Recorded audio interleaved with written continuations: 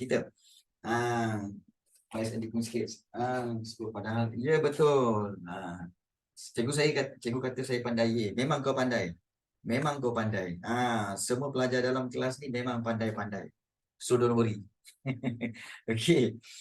Bab 3 konflik dunia dan kedudukan Jepun di negara kita. Okay, listen first. Bab yang ketiga ini sebenarnya dia bermula dengan 3.1 iaitu nasionalisme di negara kita sebelum Perang Dunia. Means that, walaupun kita belajar tentang Perang Dunia yang pertama, Perang Dunia yang kedua, tetapi dia buka dulu bab ini dengan nasionalisme di negara kita sebelum Perang Dunia. Why?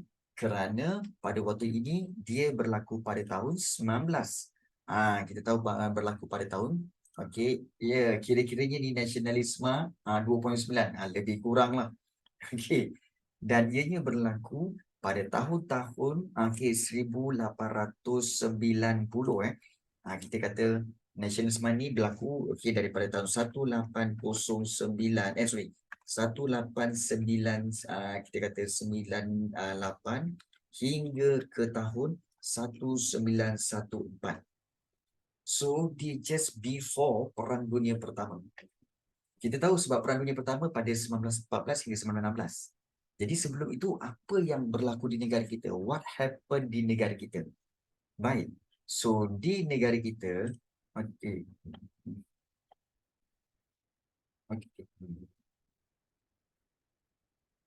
lagging ada lagging sikit sorry. So ada lagging sikit. Baik, it's okay. Ada lagging sikit. Kita teruskan. Baik. Sebenarnya apa yang berlaku adalah pada tahun-tahun awal sebelum Perang Dunia yang pertama berlaku, sudah ada kesedaran awal nasionalisme. Jadi iaitu apa? Berlaku penentangan seperti penentangan Tok Janggut dan penentangan yang banyak berlaku di negeri-negeri Melayu. Jadi British berusaha membendung pengaruh idea gerakan Islam ini. Membendung pengaruh idea gerakan Islam ini. Jadi dengan cara apa? Baik. Apakah cara British membendung pengaruh idea gerakan Islam ini? Dengan memperkenalkan enactment Undang-Undang Islam 1904. Enactment Undang-Undang Islam 1904 yang mana semua orang tidak boleh mengedarkan tulisan mengedarkan tulisan agama dan politik Islam tanpa keizinan sultan. Siapa yang buat akan dikenakan hukuman penjara. So itu cara British mengawal. Itu satu. Dan yang kedua, untuk keraja je tak dapat. Tak, belum lagi. Belum lagi Raja. Ini cikgu belum upload lagi. Belum upload lagi So korang dengar dulu. Baik. Soalan selalu tanya tentang bagaimana British membendung pengaruh idea gerakan Islam. Ada dua cara. Pertama, memperkenalkan enactment Undang-Undang Islam. Yang kedua, British memperkenalkan Jabatan Siasatan Jenayah dan juga Biro Siasatan Politik. So ada dua cara bagi British membendung pengaruh idea gerakan Islam ini supaya dia tidak tersebar. Jadi itu. Dan kita tahu bahawa British sebenarnya dah risau tentang gerakan pan-Islamism yang telah wujud di negara kita ni. Contohnya, penentangan Tok Janggut. Tok Janggut telah melakukan penentangan terhadap British. Jadi ini menyebabkan British berwaspada terhadap gerakan pan-Islamism itu. Jadi kalau kita lihat penentang Tok Janggut ini kenapa Tok Janggut menentang? Kita tahu kerana dipengaruhi. Tok Janggut dia menentang kerana dipengaruhi oleh Empayar Uthmaniyah. Ya, betul. Pan-Islamism, gerakan Islah dan sebagainya. So itu tentang keadaan sebelum. Ya, betul. Betul. Betul. Jadi, kalau kita lihat di sini, keadaan politik, kalau kita lihat di sini, kesedaran politik tidak lagi dilakukan secara terang-terangan. Kerana Undang-Undang British menghalang orang Melayu menyatakan sikap politik mereka melalui bahan bertulis. Jadi, oleh sebab itu, penentangan itu tidak mampu dilakukan oleh orang-orang Melayu. Sebab British dah buat dua perkara. Pertama, lancarkan undang-undang. Yang kedua, melakukan ataupun membentuk Jabatan Siasatan Jenayah dan Biro Siasatan Politik untuk mengawal nasionalisme di negara kita. Itu British dah cantas awal-awal lagi. Selepas itu baru nampak ini diteruskan dengan Perang Dunia yang Pertama. Baik, kamu kena ingat Perang Dunia Pertama berlaku pada tahun 1914 hingga 1918. Okey. Dan paling penting, soalan selalu tanya tentang apakah faktor tercetusnya Perang Dunia Pertama? Ada 3. Pertama, persaingan kuasa imperialis, itu yang pertama. Yang kedua, iaitu pakatan ketenteraan. Pakatan ketenteraan di antara apa? Di antara kuasa tengah dan juga pakatan bertiga. Baik, ingat kuasa tengah diketuai oleh Jerman dan pakatan bertiga diketuai oleh Britain. Baik. So, ada persaingan kuasa imperialis dan juga pakatan ketenteraan, tetapi yang paling penting adalah krisis rantau Balkan. Ini yang ketiga. So, ada 3 faktor tercetusnya Perang Dunia Pertama. So, krisis rantau Balkan, sebenarnya berlaku, kita tahu kerana apa? Kerana pembunuhan Archduke Ferdinand, iaitu putera mahkota Austria-Hungary. Jadi inilah punca tercetusnya Perang Dunia Pertama. So ingat tentang faktor-faktornya, dan kemudian daripada situ kamu akan lihat bagaimana peperangan ini berakhir. Baik, perang ini berakhir apabila kita tahu bahawa Jerman mengalami kekalahan dan seterusnya berlakulah persidangan damai Paris dan perjanjian Versailles, di mana persidangan damai Paris ini membincangkan syarat perdamaian selepas perang. Untuk apa? Supaya memastikan Jerman tidak lagi menjadi ancaman kepada keamanan di Eropah. Maka persidangan ini telah mewujudkan deklarasi 14 perkara Woodrow Wilson. Dalam deklarasi ini menyatakan bahawa penentuan nasib negara oleh rakyat sendiri, itu satu. Dan satu lagi, sempadan negara berasaskan bangsa. So itu diorang punya solution. Diorang kata apa? Dah berakhir Perang Dunia Pertama kan? Diorang kata apa? Kita tak nak lagi Perang Dunia Pertama lagi dah. Tak nak lagi perang macam ni lagi dah. So macam mana nak damaikan dunia ni? Kita mesti bersidang dan kita kena buat satu perisytiharan supaya seluruh dunia ikut. Apa dia? Iaitu 14 perkara Woodrow Wilson. Iaitu nasib negara itu ditentukan oleh rakyat itu sendiri. Jangan kita mandai-mandai nak bawa slogan beban orang putih ke apa semua, tak payah. Biar nasib negara itu ditentukan oleh rakyat itu sendiri. Jadi, no more penjajahan. Kita keluar daripada penjajahan. Dan sempadan negara mesti berasaskan bangsa. Bangsa Serbia, negara Serbia. Bangsa Bosnia, negara Bosnia. Bangsa Amerika, negara Amerika. So, sempadan negara berasaskan bangsa. Kemudian, perjanjian Versailles pula ditandatangani oleh Pakatan Bertiga yang diketuai oleh Britain dan juga Jerman. Baik. Dan mahu perjanjian tak mahu menjajah. Ya, betul. Baik. Perjanjian Versailles ini telah meletakkan Jerman sebagai pihak yang perlu bertanggungjawab. Dalam perjanjian Versailles ini, apa yang Jerman kena buat? Bertanggungjawab terhadap kemusnahan membayar pampasan kepada Pakatan Bertiga, mengehadkan saiz angkatan perang dan juga menyerahkan wilayah dan tanah jajahan kepada Pakatan Bertiga. So itu dalam perjanjian Versailles. Cikgu, bila Amerika bagi kemerdekaan kepada Filipina? I think back to 1947 macam tu. Okay. So nanti kamu tengok balik. Baik. So bila berakhir Perang Dunia Pertama, apakah kesan Perang Dunia Pertama? Soalan juga selalu keluar tentang apakah kesan Perang Dunia Pertama. Okay. Berbanding dengan kita. Ya, betul. Betul. Baik.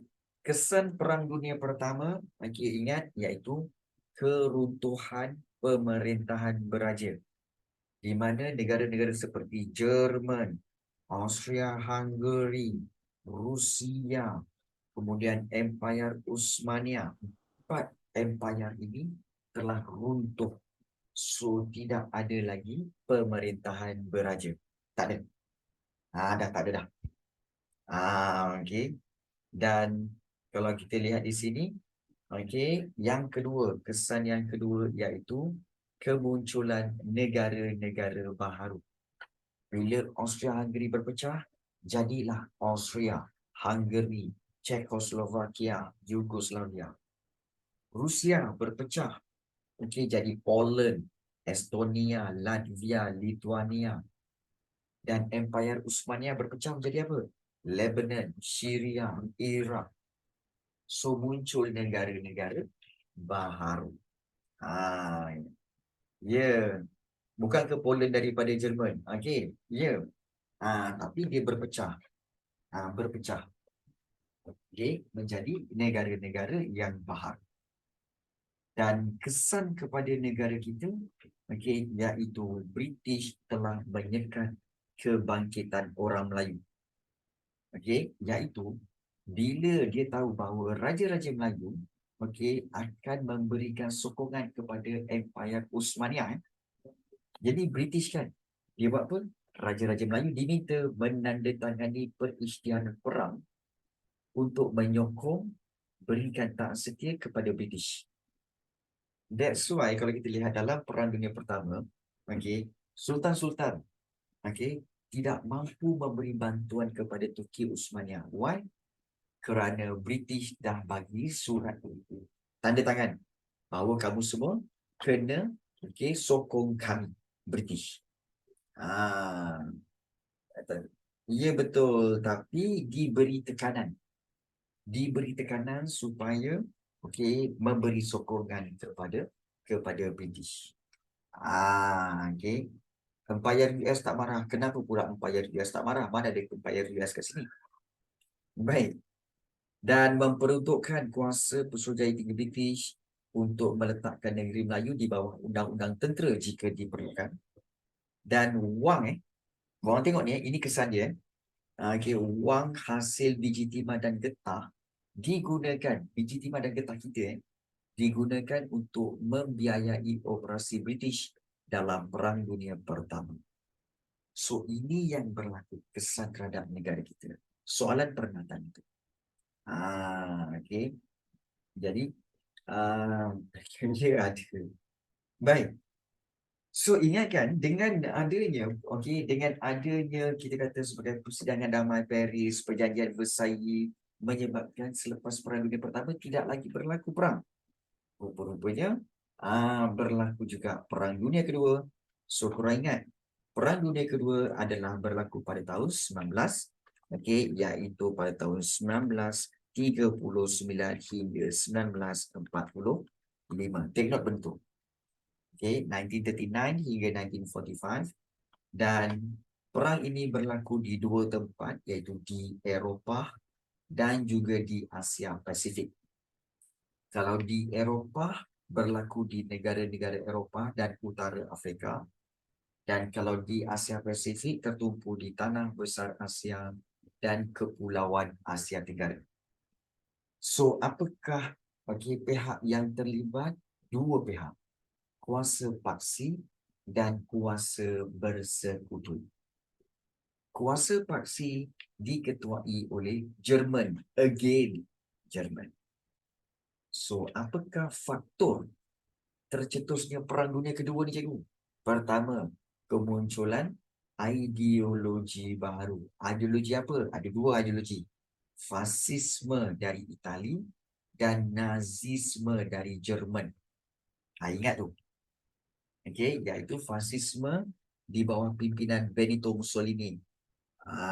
Meluaskan tanah jajahan, dan fasisme ini sebenarnya adalah iaitu kepercayaan nasionalisme termasuk berperang bagi meningkatkan imej negara, keutamaan kepada kepentingan negara. Itu fasisme. Nazisme pula di bawah pimpinan Adolf Hitler, dan Nazisme adalah mengagungkan bangsa Jerman. Ingat tu.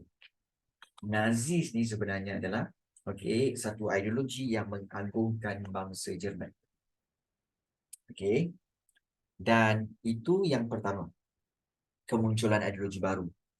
Yang kedua, kenapa ketidakpuasan hati terhadap perjanjian Versailles tu, yang masa Perang Dunia Pertama tu. Jerman rasa tak adil. Sebab apa? Asyik dia je yang kena. Dia yang dipertanggungjawabkan atas kesalahan itu. Jadi Jerman rasa tak adil kerana telah menjejaskan, perjanjian itu telah menjejaskan kedaulatan negaranya, kehilangan tanah jajahan, perlu bayar pampasan yang tinggi. Jadi Jerman mengalami kemelesetan ekonomi dan inflasi yang teruk. Itali pula rasa tak adil.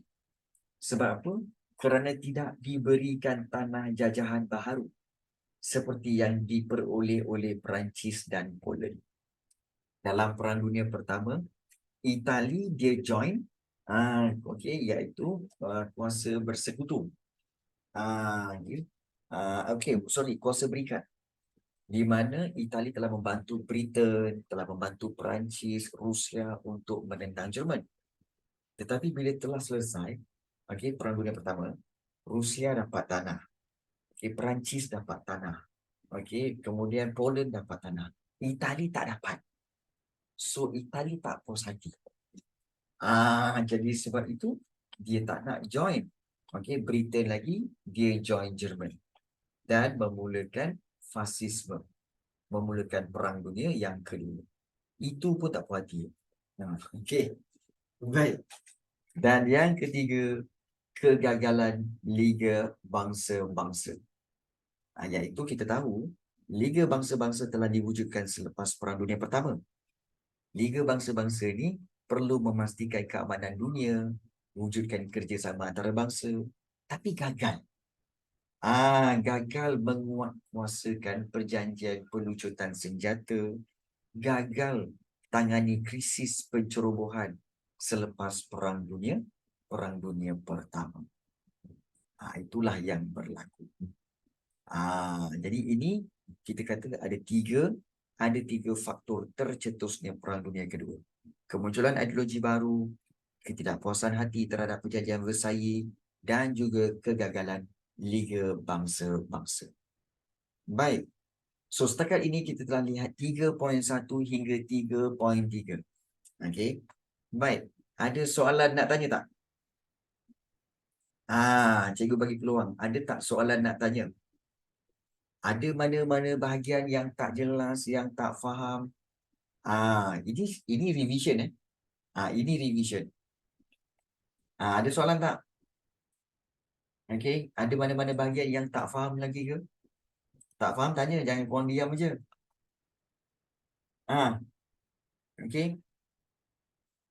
Ada soalan tak ni? Semua diam aja. Ada ke tak ada? Itu cikgu nak tanya. Sebab apa? Sebab cikgu nak tahu sama ada kamu masih ingat tentang bab yang ketiga ini ataupun tidak. Jadi ada soalan? Tak ada?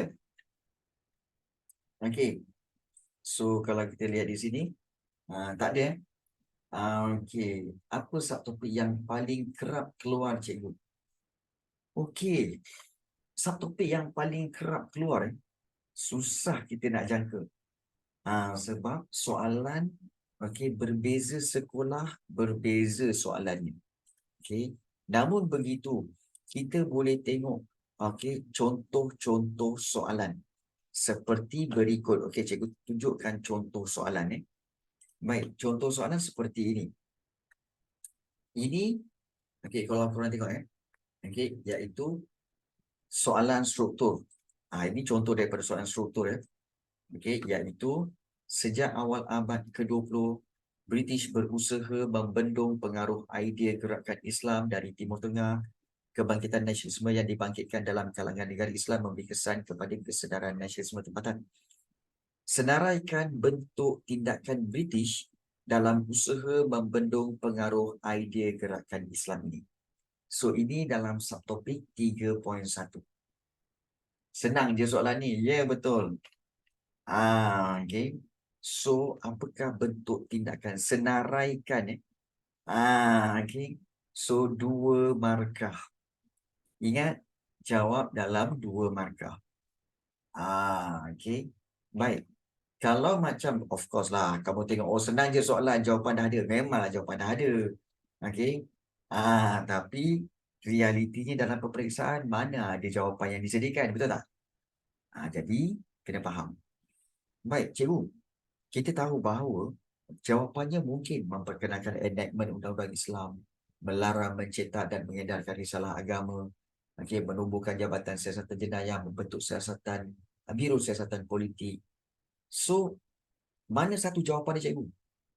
Tengok kepada peruntukan markah. Kalau 2 markah, kamu ambil ini pun dah cukup. Memperkenalkan enactment Undang-Undang Islam yang melarang mencetak dan mengedarkan risalah agama dan politik, serta satu lagi, menubuhkan Jabatan Siasatan Jenayah serta membentuk Biro Siasatan Politik. Ini pun dah cukup. Baik. Menyekat semua pengaruh gerakan Islam menandatangani dengan Sultan-Sultan Melayu. Seandainya kamu jawab seperti ini. Menyekat semua pengaruh gerakan Islam. Iaitu jawapan itu kemungkinan besar kurang tepat, Hemendra. Seandainya jawapan seperti ini. Menyekat semua pengaruh gerakan Islam dan menandatangani dengan Sultan-Sultan Melayu.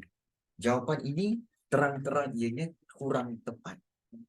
Kalau dapat markah pun mungkin 1. Sebab menyekat semua pengaruh gerakan Islam ni dia kurang tepat. Sebenarnya, menyekat tu dengan cara apa? Ingat dia punya soalan senaraikan bentuk tindakan. So, kamu kena tulis tindakan tu tindakan apa? Memperkenalkan enactment Undang-Undang Islam 1904 dan juga menubuhkan Jabatan Siasatan Jenayah dan Biro Siasatan Politik. 2 ni penting. Jangan tak ada 2 ni.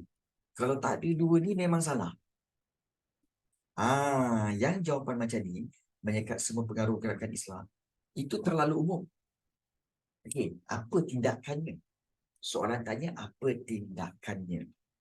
So, kena explain dengan tepat. Explain dengan tepat. Faham ya? Baik. Dan juga sebagai contoh kita lihat kita pergi kepada soalan yang B. Baik, apakah faktor yang menyumbang kepada penentangan Tok Janggut terhadap British? Apakah sebab yang menyumbang kepada penentangan Tok Janggut? Tengok peruntukan markah. 4 markah. So, 4 markah, kamu boleh ambil mana-mana 4. Yang kamu senang nak ingat. Iaitu kamu tahu bahawa kita tahu kenapa Tok Janggut menentang. Sebab British memperkenalkan cukai. Betul? Memperkenal cukai yang membebankan. Kemudian juga memang Tok Janggut sikap membenci British. Kerana British ni adalah penjajah. Kemudian kamu boleh ambil lagi iaitu Tok Janggut ingin mempertahankan agama Islam dan mempertahankan hak penduduk tempatan. Sini sahaja dah ada 4.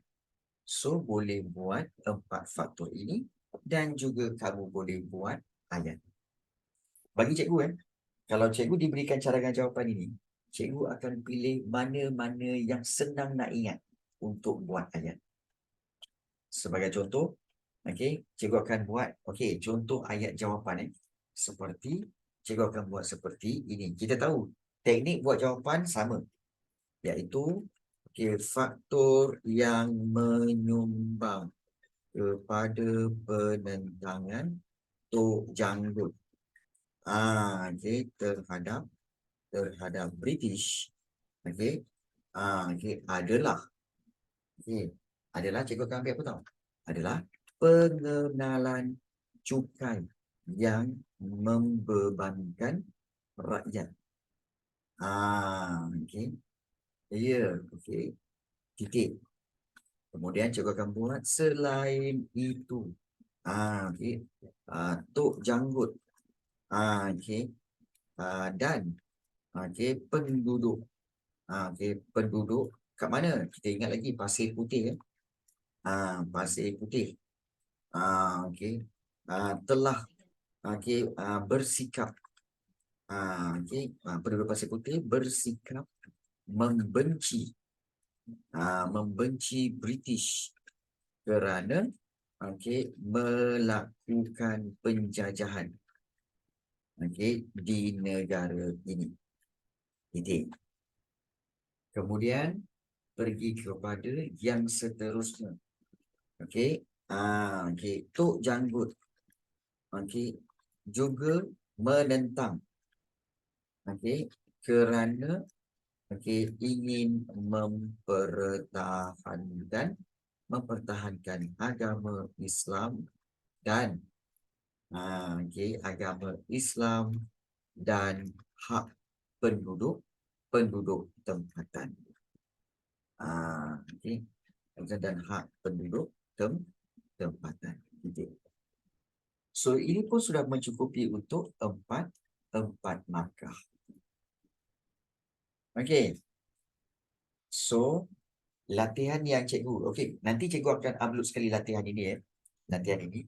So, kamu boleh gunakan latihan ini, gunakan cadangan jawapan itu dan pastikan kamu menggunakan cadangan jawapan itu dengan memilih mana-mana pilihan jawapan mengikut peruntukan markah. Jangan ambil semua. Jangan ambil semua. Faham? Baik. Dan soalan. Kita tengok soalan struktur, kebiasaannya akan ada soalan seperti soalan fakta ni, soalan 1, 2 markah, 4 markah. Kemudian soalan C. 4 markah, total 10. Dan biasanya soalan C adalah soalan, kita tahu soalan C biasanya adalah soalan kebat. Kebat. Baik. So, di sini kalau kita lihat baik, kegagalan penentangan Tok Janggut menyebabkan masyarakat menyusun strategi lain untuk menentang British. Akhbar dan majalah menjadi wahana, menjadi alat untuk meniupkan kesedaran nasionalisme. Seandainya anda seorang penulis akhbar, apakah isu atau topik yang ingin anda bangkitkan dalam surat khabar itu untuk membangkitkan kesedaran nasionalisme? Kalau kita sini berapa markah? 4 markah. Of course, kamu akan ceritakan, bayangkan kamu di dalam suasana itu ya. So, kamu akan cerita sebagai apa? Dalam akhbar tu saya akan tulis tentang penindasan penjajah yang berlaku, kemudian kemunduran penduduk tempatan, kemunduran dan penderitaan penduduk tempatan. Dan kemudian kamu boleh cakap tentang dasar pilih kasih British dalam ekonomi dan juga pendidikan serta dalam bidang pentadbiran. So, ambil mana-mana 4 untuk mencukupkan jawapan kamu. Jadi, kalau soalan kebat ni macam mana cikgu? Sekiranya soalan tu seperti ini, seperti biasa, kamu kena buat ayat. Seandainya. Kena ambil daripada ayat jawapan. Seandainya anda pula, saya lah. Seandainya saya seorang penulis akhbar. Begitu. Saya akan apa? Seandainya saya seorang penulis akhbar. Okey, saya akan menaikkan ataupun membangkitkan. Membangkitkan isu penindasan. Ambil pertama. Penindasan penjajah terhadap negara kita. Selain itu, saya juga akan mendedahkan. Saya juga akan mendedahkan kemunduran penduduk tempatan. Baik. So, ayat yang ini, kamu ambil dan kamu sambung pada mana-mana 2 poin dekat cadangan jawapan tu untuk kamu letakkan dalam Zoom chat sekarang. Cikgu nak tengok semua jawab soalan K, bat, C ni. Hanya sambung lagi 2 ayat untuk cukupkan 4 markah. So, boleh tak buat dekat Zoom chat sekarang? Semua buat Aizuddin, Adam, Adib, Ainur Syakina, semua buat Okey. Boleh? Alia Hanani, boleh? Raja boleh, Raja? Ya, betul. Ya, Alia Hanani, ya. Tulis balik. Okey, so cikgu bagi masa 3 minit untuk buat sementara kita break sekejap untuk menghormati azan isyak. Okey, so sila buat sekarang. Cikgu nak tengok macam mana jawapan